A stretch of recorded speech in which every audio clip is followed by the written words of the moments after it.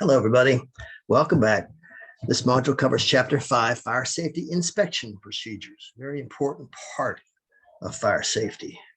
So we are going to get started here. Just remember, though, this PowerPoint presentation here and little lecture is only the tip of the iceberg. You really have to read the book to get the full benefit of this course. There's a lot in the book, and all the tests, everything come out of the book, not from this PowerPoint.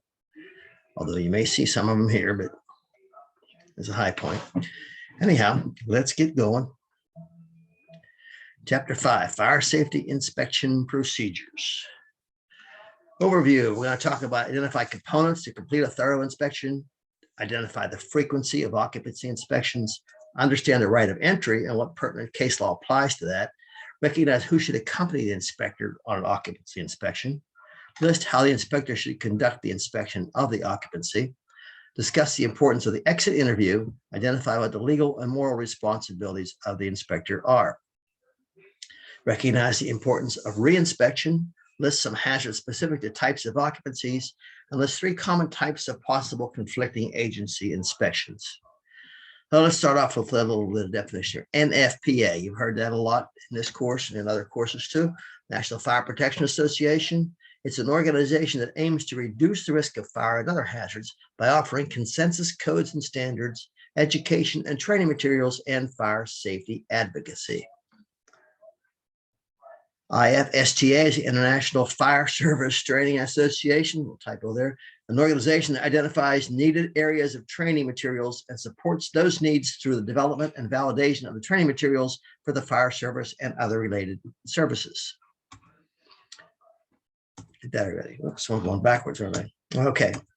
Preparation for inspection. Oh, as you can see, my other summer home is behind me here, so can't wait to get to it here when the semester's over. Inspections.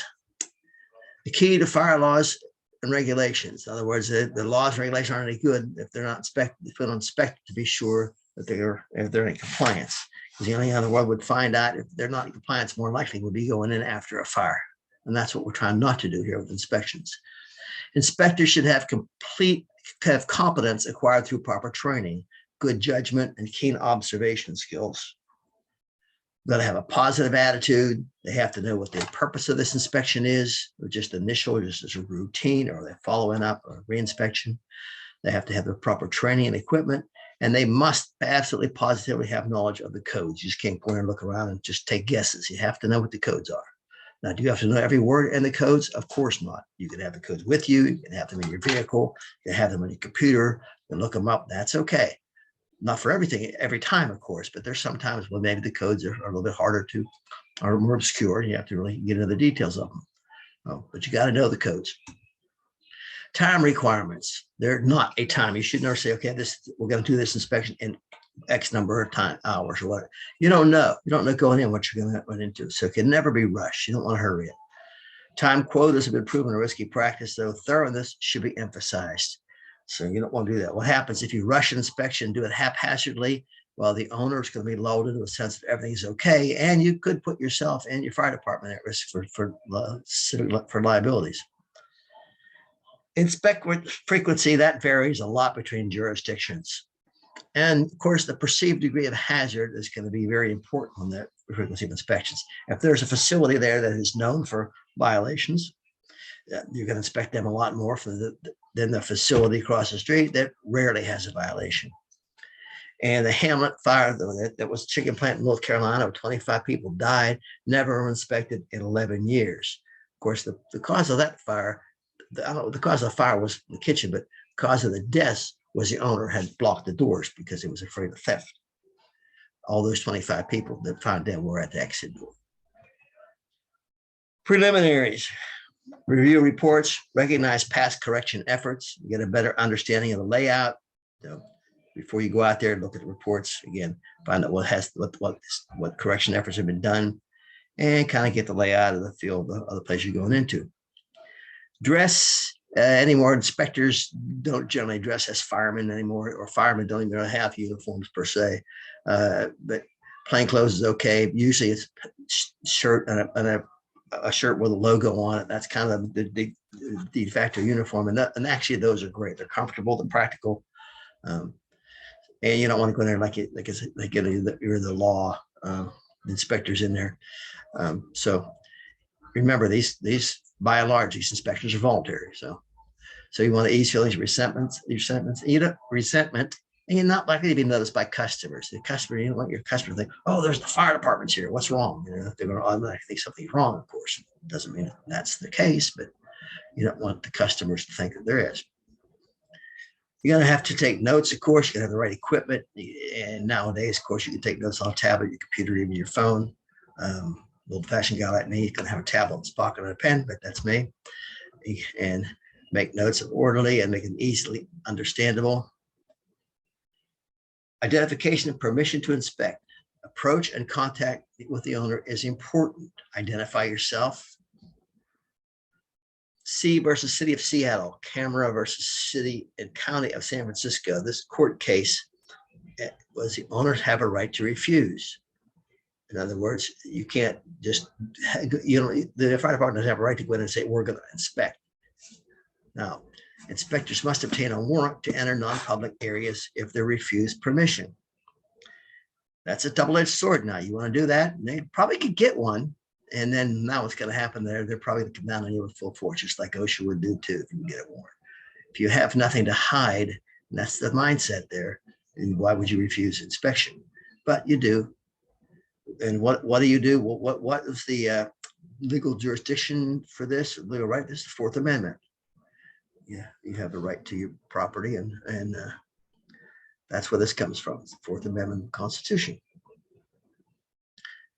Inspection tour usually starts at the top down, go up on a roof. While you're up on a roof, it's a good idea to look around and see whether the buildings are nearby. That might be a hazard, or could be a hazard to your building or the building you're on. If there's occupancy on the roof, you want to be sure there's enough egress, because a lot of times in construction, the roof isn't considered when it comes to building egress. You have to, if there are structures on the roof, you can look around outside. Then you go down to each section of every floor. And the inspector has to be wary of diversionary tactics by the building representative who's accompanying you. Too much conversation might be to just distract you, or they might try to lead you away from areas that they don't want you to see.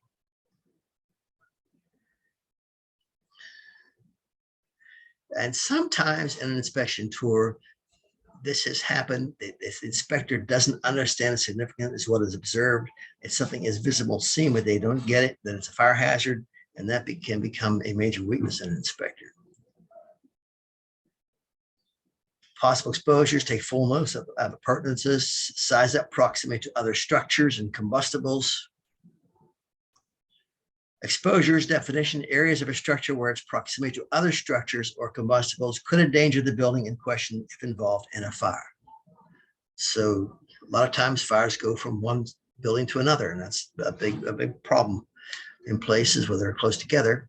So potential fire hazards, check existence of combustibles, of course. I would think that's pretty much understood.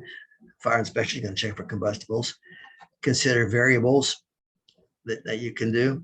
Anticipate hazards that may spread fire. There's no one thing that you can do with combustibles. So they're going to be there. There's no doubt about it. There's going to be combustibles in the building. You can almost guarantee that. But you have to anticipate the hazards that may spread to fire if you're an inspector. Observe sources of ignition.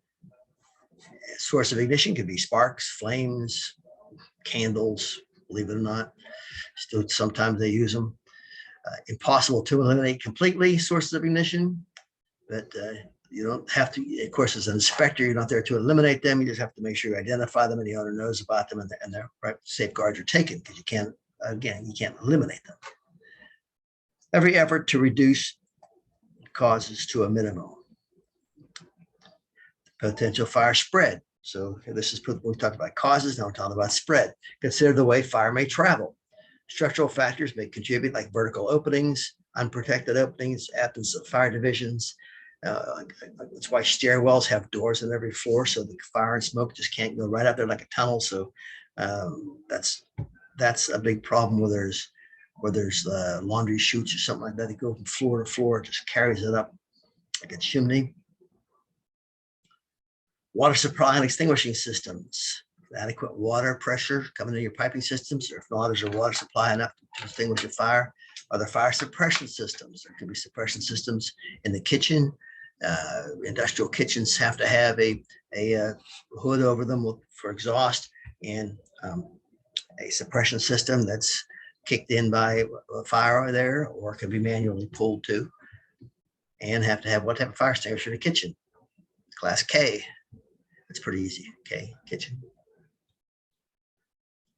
That's a fire suppression system. At OK Foods, we had these at every oven. The CO2, and they would just, there's a fire, and the chicken, it's usually on a metal belt going through an oven being cooked. And if there's a fire in there, it sets off the alarm, and it just floods it with CO2. And I mean, it'll knock anything out in that oven.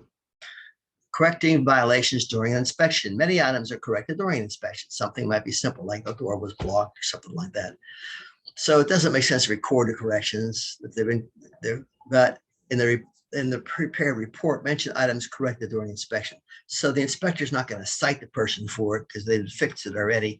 But in the report, they're going to mention that we also found this, this, and this, so that it's number one, it's recorded. And if it happens again, then you might want to cite them, and that the owner knows that it was there. Discuss inspection findings with the escort, or record it and discuss later. No reason to get into a detailed explanation with non-responsible parties. You really want to talk to somebody who's responsible about the findings. And then there's an exit interview. Arrangements should be made with the responsible party. Advise management of all problems noted. And it's unwise to impose oral requirements. File a written formal report. So you want to make sure you get it right too when you give them. If there is a code you're going to cite, you want to make sure you get it exactly right. And then you're going to file a formal written report. Exit interview is the closing portion of a fire safety inspection, during which a review is conducted with a person of authority or a responsible management representative to ensure the corrections are understood and will be made. The report of inspection can be written or computer generated, left on premises with the owner or occupant, or it can be emailed to them later, or mailed to them later, sent to them later too. Report preparation. The inspector may return to the fire department office for more reference materials or technical information. And it must include reminders of ongoing areas of concern. In other words, if this is the same thing that we saw the last inspection, you might want to highlight that and bring that to the forefront. So reinspection and procedures to enforce compliance. Yeah, you want to give people time to correct. Something could be like, for instance, they had to expand the sprinkler system. That could take a long time to do and cost a lot of money. They have to have ample time to do that. And major violations, like a fire sprinkler system, might take a while. Minor violations should be able to be done right away. But it's okay to put time frames on them, but they have to be reasonable, and they have to be subject to review if there's legitimate reasons for delays. Classifications of hazards are common and special. We'll talk about each one of those. Common fire hazards are found practically in all occupancies, such as those related to normal use of electricity and heating equipment, as well as the existence of everyday combustibles. For instance, smoking. I mean, almost every building allows smoking somewhere in it. And almost every building has electricity, of course, and heating equipment. So those are common fire hazards, just almost everywhere. Special fire hazards are hazards a fire inspector associates with conditions unique to an occupancy, such as combustible liquids or gases in an auto repair shop. You're not going to find that, like combustible liquids in a lot of places. I mean, but in some industries, they will have specific or special fire hazards. Hazards in various types of occupancies, institutions, public assembly hazards. At public assembly, one of the biggest hazards there is egress. What happens in public assembly, like a theater or a concert, is when there's a problem, people just can't get out. Mercantile stores, they have a variety of things in that type of store. Storage, like a warehouse. The good thing about warehouses is there's a lot of people inside, so you kind of remove the human factor, human carelessness factor, but you also don't have a lot of people around there to react to a fire. even calling the fire department or putting out an incipient stage fire. Office buildings, what's in most office buildings is a lot of paper and a lot of people. In residential, as we know, is the most common types of fire fatality are in residential occupancies in houses. Institutions are high risk occupancy. Institutions are like hospitals, prisons, nursing homes, because the occupants are not able to aid in their own evacuation. It makes it very difficult to get everybody out. You just can't ring an alarm and have everybody go. The hazards there are, in all of these, are mattresses and combustibles, clothes, furniture, a lot of things that are combustible in institutions. Public assembly, large concentrations of people. Conduct inspection during a time of limited occupancy. Most of the time when the inspector's going into, let's say it's a concert hall or an arena or something like that, they're going in when there's nobody there. There's not a lot of concert going on. So they really don't get the feel of what actually can happen. Mercantile contain many fire hazards, response delays, like stores, malls, that type of thing. They have a lot of common hazards in them. And fire loss is usually due to loss of damaged stock more than anything, because they have a lot of stuff there for sale. Storage occupancies, closely related to mercantile hazards. Materials stored is the biggest hazard. Not much chance of human started fire, and there's concern of water damage from sprinklers, because again, their buildings aren't that susceptible to flame. It's the stuff that's inside them. Offices, common hazards and causes easy to identify as a rule. A lot of paper in offices, high degree of life hazard, and sometimes consider mixed occupancies. In other words, chances are an institution of some sort is going to have some office. You're going to have both. You might have industrial and offices. So you might have mixed occupancies, and quite frequently. Residential occupancies, largest number of fatalities annually is in your house. Well, not your house, but in houses. Municipalities aren't required to inspect 1 and 2 family dwellings. A lot of common hazards in there. Again, municipalities are not required to inspect 1 and 2 family dwellings. When's the last time you had a fire inspector knock on the door of your house and say they want to inspect it? Would you let them in? I would, but I don't think they have any authority to do anything about it, but they don't do it. And then the reason that's pretty simple. Number one, again, the Fourth Amendment. And number two, just the vast numbers of them. Industrial plants, friction of moving parts, gears, a lot of things that happen in that. Sparks from static and metal against metal contact, overheating of equipment, chemical reactions, highly flammable materials. There's all kind of stuff in the industries. And this is just somebody grinding there. What are they doing? I mean, not grinding, but sanding wood. He's got a little mask on and glasses. That's good. But what's he creating here? Combustible dust. Now, just doing that, probably not that much, but that's how combustible dust gets made. Legal and moral responsibility of the inspector. You got to know, again, knowledge of the code. You have to know that. Experiences, you have to have some experience and good with people as well. And you kind of have to know hazards that aren't even in the code. This is an example of a sprinkler system. I guess there's the 4 risers going up there, and there's a couple of good videos in this thing about the sprinklers. So be sure to watch those videos. They are good. You need to know something about sprinkler systems, because chances are in the field, you're going to be in charge of the sprinkler systems. Trust me, you will be. So conflicts with other agencies. Inspections. Insurance company might do an inspection. The building department might do an inspection. You might do an inspection yourself. You might have a consultant come in and do inspections. Of course, OSHA could do inspections. And you might have some conflicts there. And if that's the case, especially if they're dealing with the same issue and they have different answers for it, you might have to get them together and talk about it.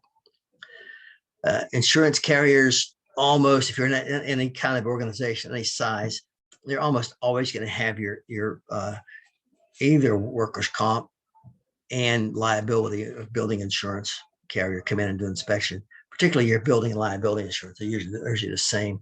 They're going to come in and do an inspection probably. At OK Foods, we had the insurance inspector come in every year, and we had a lot of different facilities, too much for one visit. So every year he'd pick like 3 plants, and I'd spend the day with them. We'd go to the 3 plants and look around. And they're usually pretty good. they're pretty well trained and they're pretty common. They have pretty common sense. They're kind of in a position there. They don't want to scare you off. They don't want to chase you away, but they don't want you to have a fire either. So they're kind of on your side. Other local government agencies could be local, state, or federal could come in and do inspections. So there's a lot of people that could conceivably come into a facility, especially an industrial facility, and do inspections. So in summary, for the inspector has to prepare for the inspection, a lot of by being trained and having a good attitude, looking at the past reports, do the inspection. Usually start at the top, starting at the roof, work your way down, be thorough, don't have any time limit on it, and then write the report. It can be done right at the time. The best thing to do is right while you're there, but that's not always possible. Come back to your office, do it, send it to them quickly. Of course, you're going to highlight anything that's in imminent danger. You're going to have to do something about it right away, probably. But so fire inspections are an important part of the whole process, because without the fire inspections, how are we going to know if the codes are being followed or not? So that's it for this module. I'm going to go back to my summer home now, and you guys have a good day. Bye.